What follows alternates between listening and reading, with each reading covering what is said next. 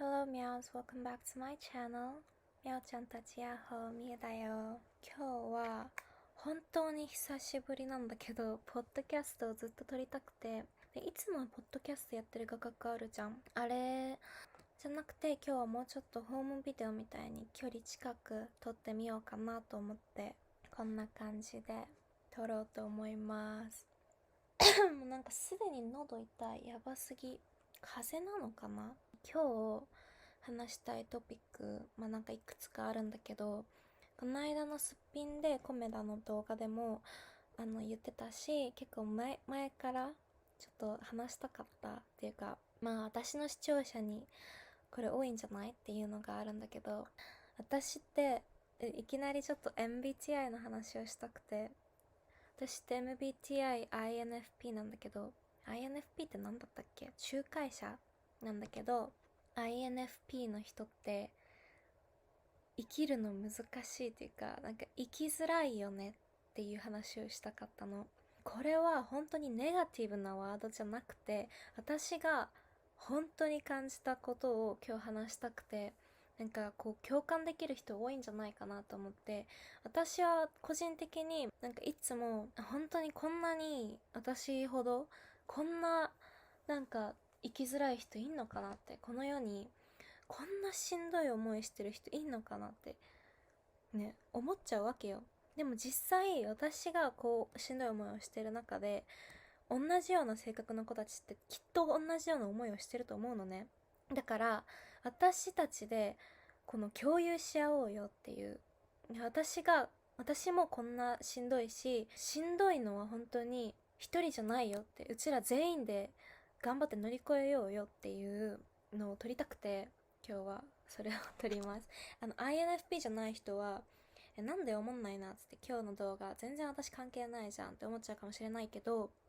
INFP じゃなくても普段私の考えだったりだとか、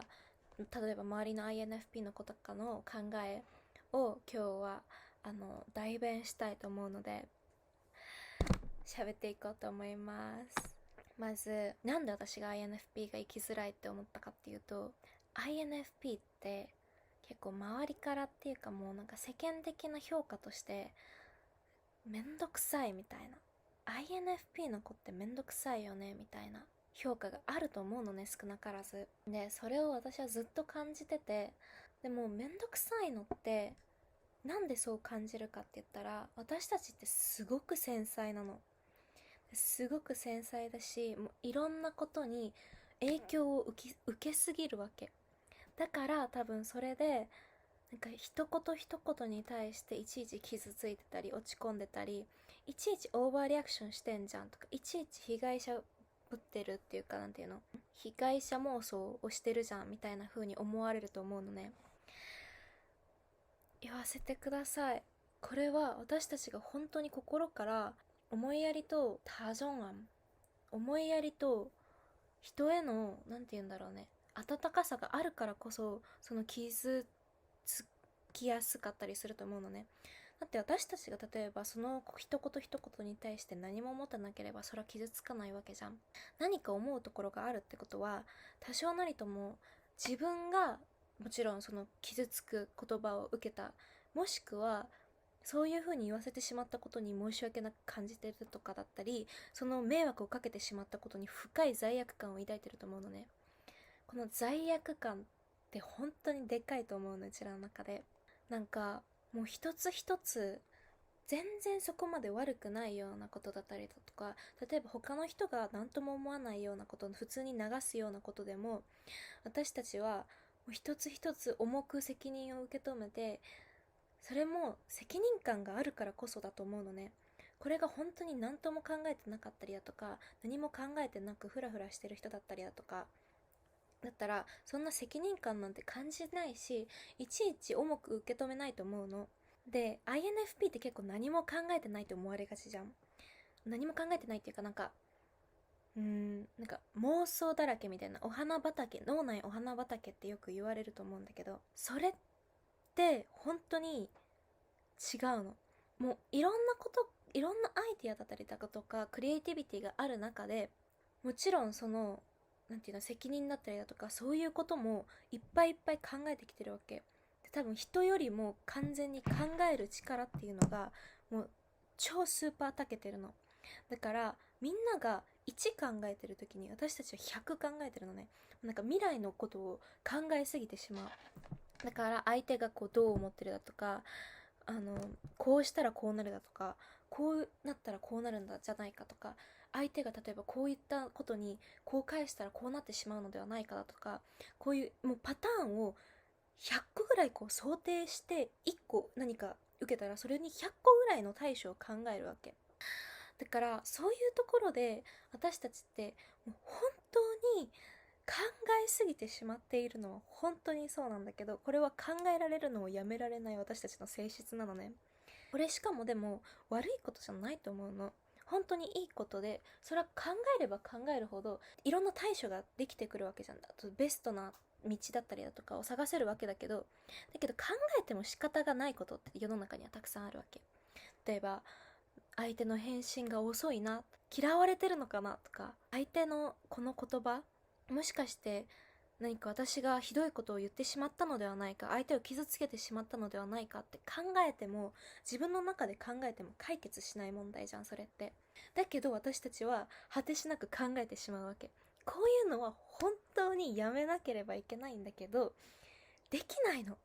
そう、できないから困ってるんだよね。で、私が思うに、考えてもわからないようなことを考えるのだって、いつだってね、相手のその機嫌を伺ったりだとか、相手がどう思ってるかとか、本当に人にどう思われてるかをあまりにも気にしすぎてしまっている。もうなんか、普通さ、もう、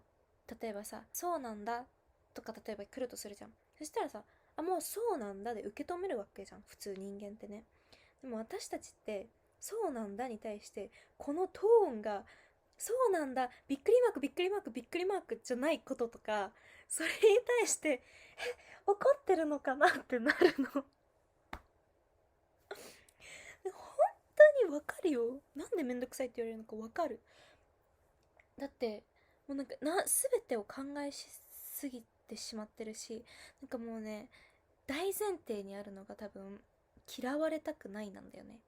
私たちって情が深かったりだとか、すごいなんか人に感情移入をしすぎてしまう性格だと思うの。もちろん一人でいるのは大好きなんだけど、そういうことじゃなくて友達になった人だったりだとか、少し関わった人だったりとかに嫌われたくないっていう感情が強すぎて、そこからのめんどくささが派生してるんだよね。しかも INFP って P だけど別に人に嫌われたくないから、その遅刻とかもそんなにしない方だと私は思ってる、個人的にね。もちろんちゃんとその不安症だから前日に道のルートを調べて、何時間かかるか調べて、何時にじゃあ起きようって逆算して考えたりだとかしてる方だと私は思ってる。ってか私はそうなのね。だからそういうなんていうか人に迷惑をかけるって部分では、極力迷惑をかけない立ち回りをどうやってできるかっていうのをもうずっと考えてるわけだから、そんなに人に迷惑をかけてるわけではないのに、なぜめんどくさいと言われるのか、なぜこいつらはうざいんだって、なんなんだこいつらはって言われるのは感情的になりすぎるというか、その人に嫌われたくないの大前提をもってして自分たちがどう思われてるかとか、その言動についてだとか、そういうのを一つ一つ思い詰めてしまうところがだと思うんだよね。なんだけどそれって思いやりから来てるわけでもあるし、その嫌われたくないっていうのだって、なんで嫌われたくないかって言ったら、その人が好きなわけじゃん。その人とずっと仲良くしてたいわけだし、その人のことが大好きだし、その人とずっと一緒にいたいと思ってるから嫌われたくないと思うわけじゃん。もちろん私は別に全くどうでもいい人からでも嫌われたくないだったりだとか思うわけよ。でもそれって例えば職場の人間関係がなんて言うんだろう、あやふやになったら嫌だからだったりだとか、なんかこの人に嫌われたら自分の立場があんまり良くなくなるなっていうのが分かってる時だとか、そういう時も思うわけ。でもそれって賢いわけじゃん。もちろん考えがなかったらその考えに至らないわけじゃん。それを分かってるから考えて、あ、嫌われたら嫌だなっていうことでこの回避をしようとしてるわけじゃん、そのトラブルをね。だからそういう面で私たちって結構賢い方だと自分では思ってる。賢いし思いやりもあるし、本当に情が深いんだよね。だから情が深いからこそこれがあるんだよと私は思っているよ。で今日はこの INFP の話だけではなくて、恋愛トークをしてみたいなと思っております。これはもう実質誰にも聞かれてない Q&A、 誰にも聞かれてない自己紹介 Q&A、 みんなの質問に答えるよう動画です。誰にも聞かれてない自分の質問に答えるよう動画です。恋愛トークをずっとしてみたかったんですよ。もちろん恋愛をしていませんから今私は今恋愛をしておりませんから、話すことはそんなにないんですけども、私の理想のタイプだったりだとか、私はどういう恋愛をしたいのかって価値観だったりとか、恋愛の価値観って結構本当に人間性が現れると思ってるので、みんなにお届けして、みんなどれぐらい共感できるかって結構ね、私の恋愛話っていうか、私のタイプとか、私がどういう恋愛をしたいかって言ったら、もうなんかえって思われることがすごい多いから、なんかね、共感してくれる人を見たことがない、ほぼ。だからそれをちょっと今日みんなに聞いてもらって、みんなはどう思うっていうのを聞きたいのね。じゃあまあ言うんだけど、まずタイプから。私のタイプはざっくりで言うと、顔はキツネ顔、なんかちょっと目がシュッとしてて、鼻はシュンって綺麗な鼻筋通ってて、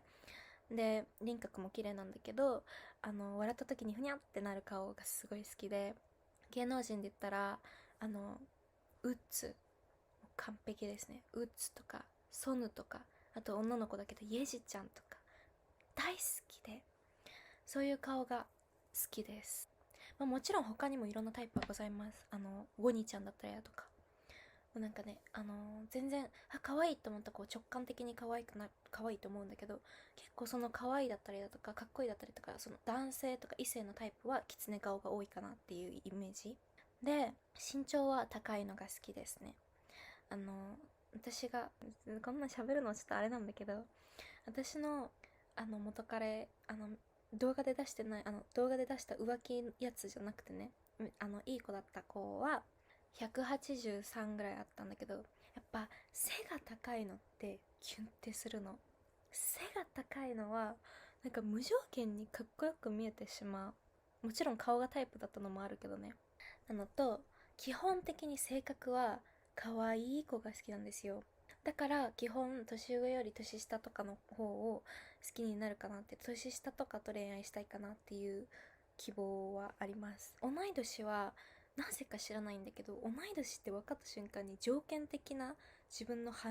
中の反射で、あ、この子は友達だってなっちゃうの。だから同い年はなんか友達認定をしちゃって、あんまり恋愛に至らないかなっていうイメージがあるんだけど、年上か年下ではあるけど、どちらかというと年上よりかは年下の方が好きな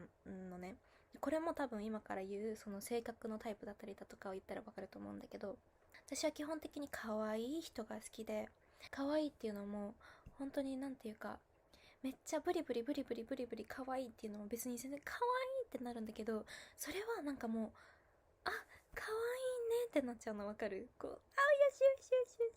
なんかこう赤ちゃんを見てるみたいな気分になるんだけど、恋愛的に私が好きな可愛いのタイプは、なんかあんまり人に懐かなさそうな猫ちゃんみたいな、全然人に懐かない、なんかこう警戒オーラを出してる子に私が歩み寄って手なずけて、手なずけるって言ったらなんかちょっとあれだけど、なんかこう懐かせて、あんまり友達もいない、あんまりこう女性関係もない子と、結構私みたいなぼっちみたいな子と仲良くなって、その子が私にだけなんかちょっと甘えてきたりだとかするのがすごい好きです。そういう恋愛をしたいです。で、私は結構自分自身がちょっと束縛が強いっていうか嫉妬心が強いタイプだから、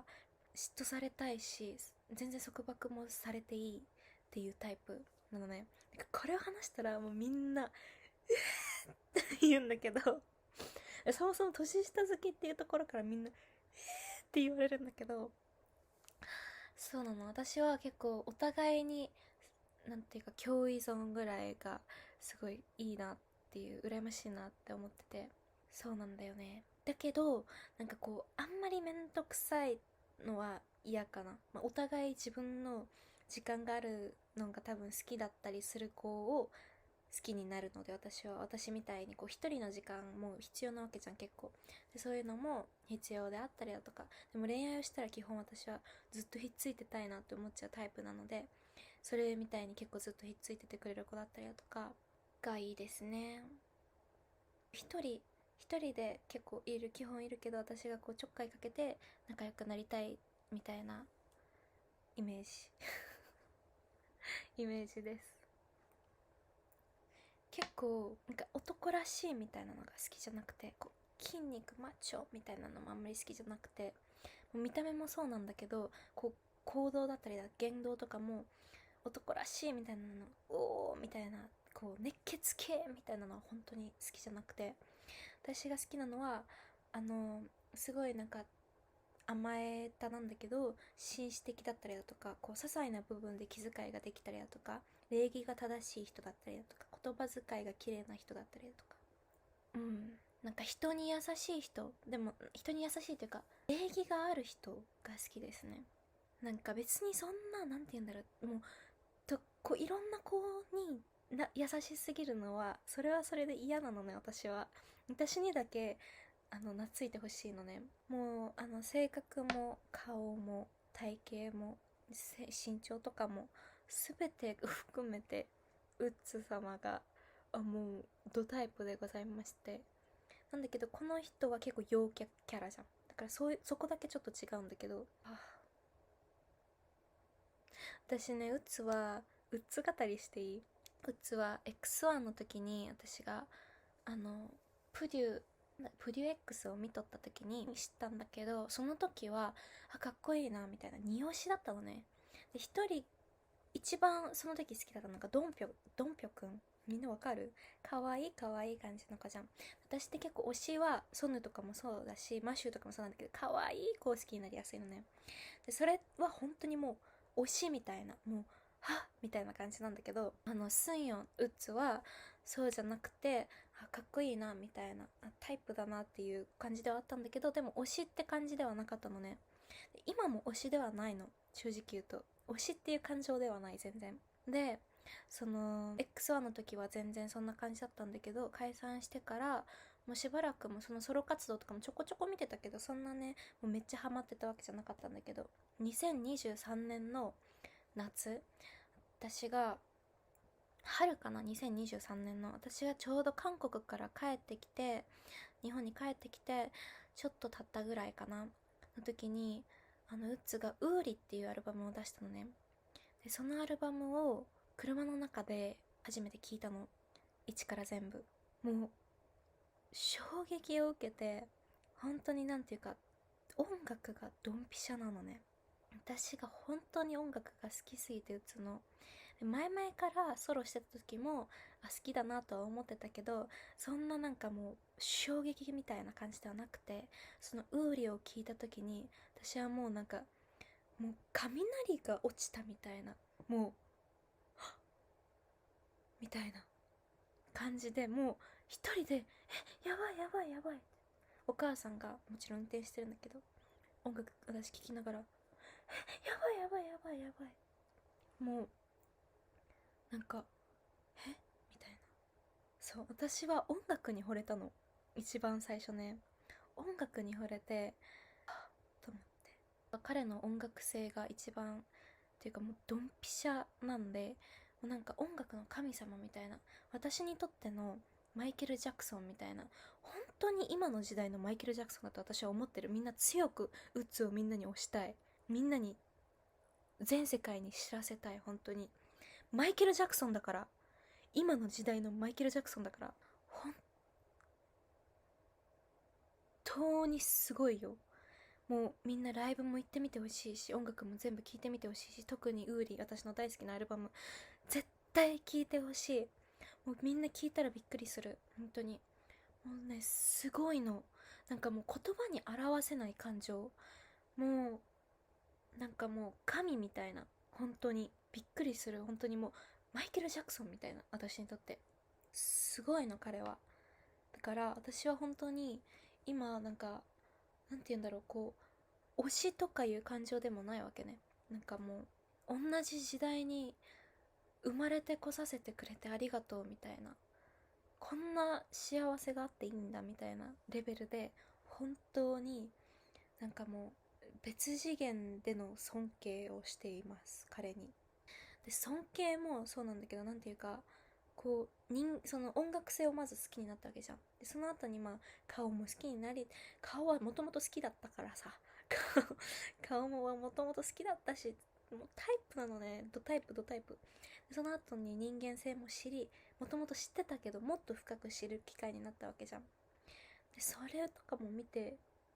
もうこんな完璧な人間がいるのかって、本当になんかもう神様がこういいところをこうギューって集めて作ったみたいな、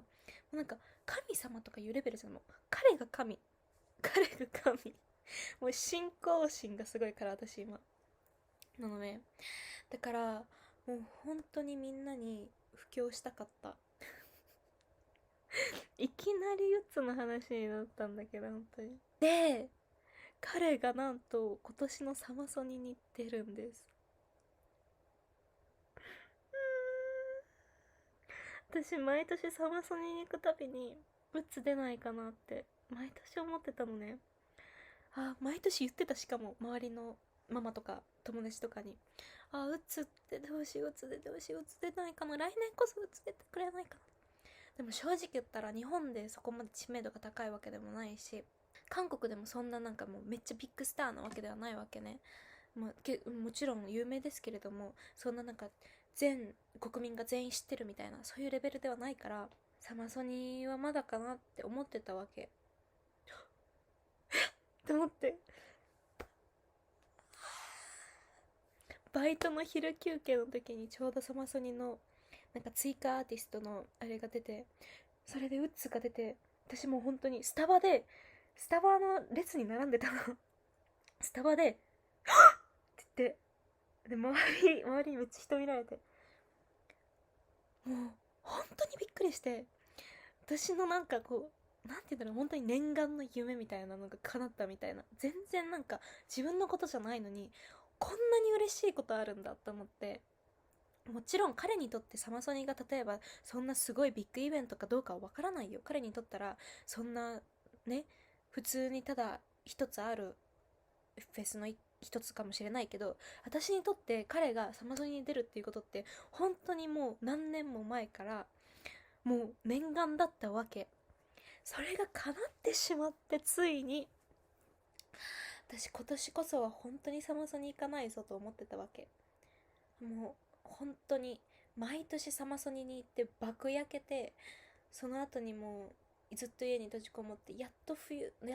年の夏までに戻したら、また今年サマソニ行ってまた焼けて、また次来年のなんちゃらみたいな、もう常にそのサイクルだったし、行くたびに暑すぎて、私夏が本当に苦手で、私もう夏は一本も出ないって決めてるんだけど、もう夏は本当に苦手なのに、行くたびに本当に死にそうになりながら、倒れそうになりながら、もうめまいがするわけ。こうぐるぐるぐるぐるぐるぐるするわけね。もうしながらも毎年なぜか行ってしまう自分がいて、で今年こそは本当に行かないぞと。第1弾第2弾アーティスト発表された時も購入してません、チケット。イズナがいたにもかかわらずね、キャッツアイとかも出るわけですよ。いたにもかかわらず、私イズナのジョーン大好きじゃん。キャッツアイも好きなのね。これ別日なんだけど、発表されたにもかかわらず行く気はなかったわけです。もうサマソニしんどいしなって。そしたらうつってなって、そのスタバの列に並んでるその短期間でポチりましたから。マジありがとう世界。いや本当に感謝。マジでこんなに嬉しいことない。私正直本当に彼の音楽性を一番好きな人間だと思ってるので、もちろん彼のファンにいっぱいいると思う。例えばアイドルの時代の彼っていうか、今もアイドル様なんですけども、アイドルである彼が好きだったりだとか、推しだとか、もう彼の音楽好きだし全部が好きだとか、彼の人間性が好きだ、彼の顔が好きだとか全部あると思うんですけど、私ほどこんなに信仰心と、なんて言うんだろう、この神様だと思ってる。私は本当にマイケル・ジャクソンだと思ってるから、彼を。私ほどこんななんか音楽性、もうなんか音楽の神みたいな、本当に、あ、今めっちゃ的確なワード出た。音楽の神なの、彼は。だからもう、こんなに思ってる人はいない。こんな、まだその2023年から好きになり始めたにわかではありますけれども、こんなにこんなに好きなことないから、マジで。っていうことで、本当に好きなんですよ。で、あわよくば神様の嫁さんになりたいです。結婚させてください。お願いします。サマソニに来るときに偶然大阪でバッタンと鉢合って、仲良くなりたいです。お願いします。お願いします。そうなんです。はい。よろしくお願いします。皆さん、こんなに好きなんです。そうなの。この話をこの間、私が歌の先生だったりとか、結構仲良くしてもらってる先生がいるんだけど、その先生の事務所に行って、なんか今後どうすんのみたいな、近況報告みたいなのをしたんですけど、その時も、なんか最近こう刺激を受けてることとかないのかって。最近のみゆのモチベーションは何なんだと。最近の刺激だったりとか、もう尊敬だったりとか、そういうのはないのかって言われた時に、このうつ愛を熱弁したのね。そしたらマジでびっくりしてたからね。あ、もう分かった分かった分かった分かった。そうなの、もう神なんだから。本当になんていうか、人間性もそうだし、全てが尊敬に値する。私はあんまりね、この YouTube とかには出してないけど、音楽がずっと好きで、昔から本当に音楽と共に生きてきた人なのね。でも常に歌を歌っているし、他の楽器とかも今までいろんな道を通ってきたわけ。結局は歌にたどり着いたんだけど。で、自分も作曲を学校で習ってみたりだとか、今も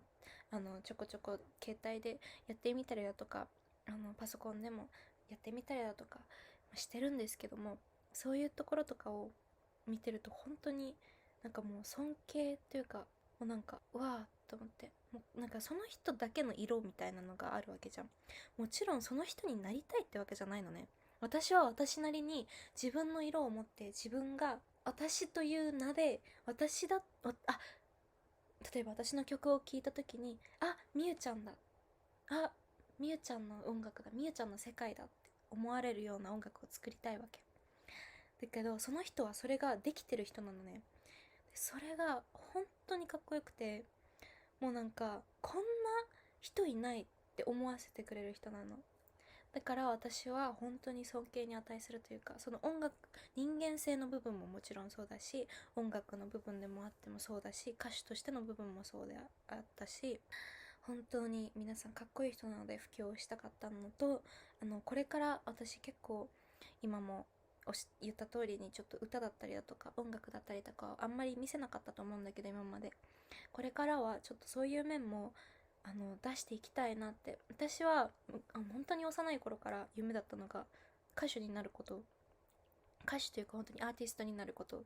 私は結構演技、歌、ダンスこうやって通ってきたんだけど、パフォーマンスが基本好きなのね。だからこれに関わる仕事は絶対に本当に将来するんだと思ってて、でいろいろ試してきたんだけど、結構みんなが知らない裏で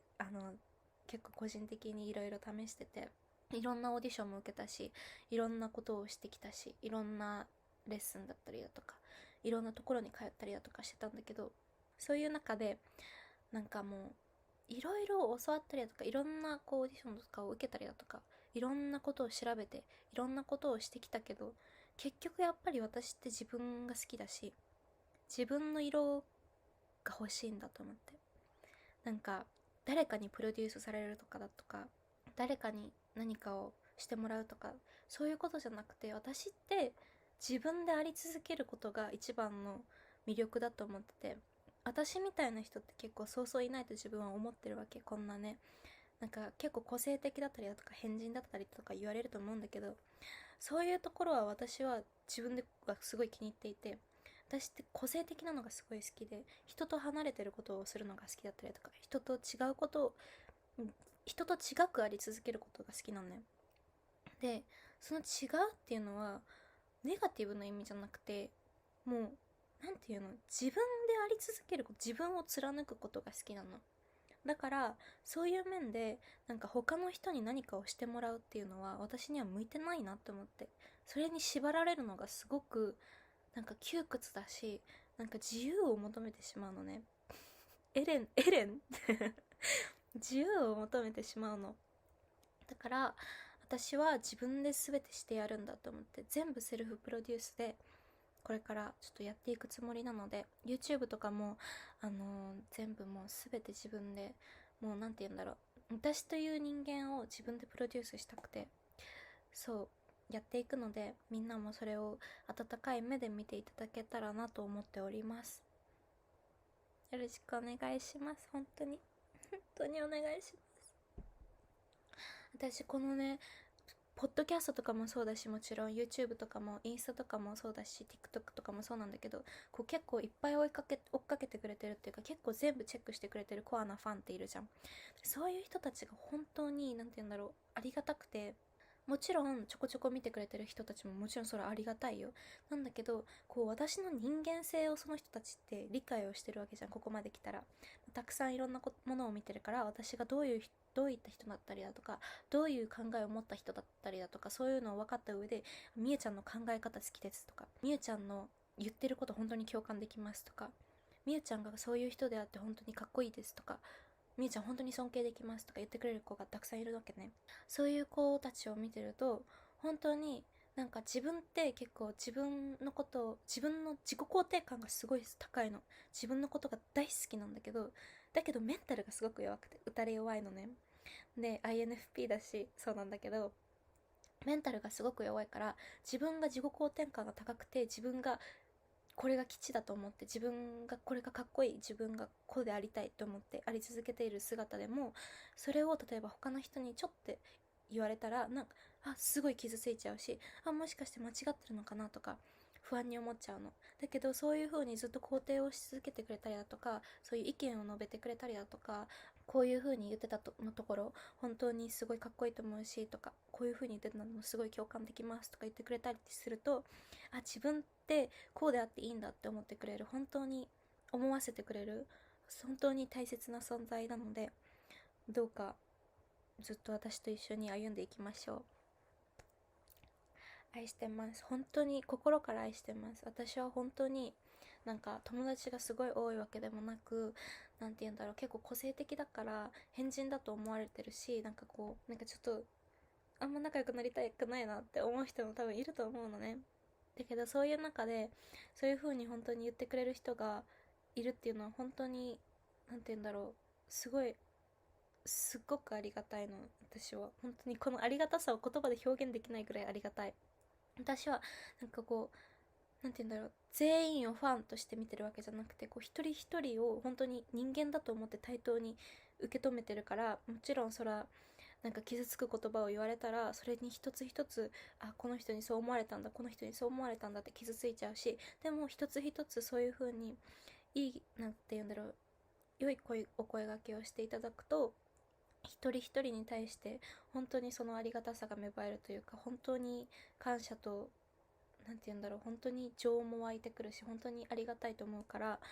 本当にありがとう、本当にありがとう。そうだから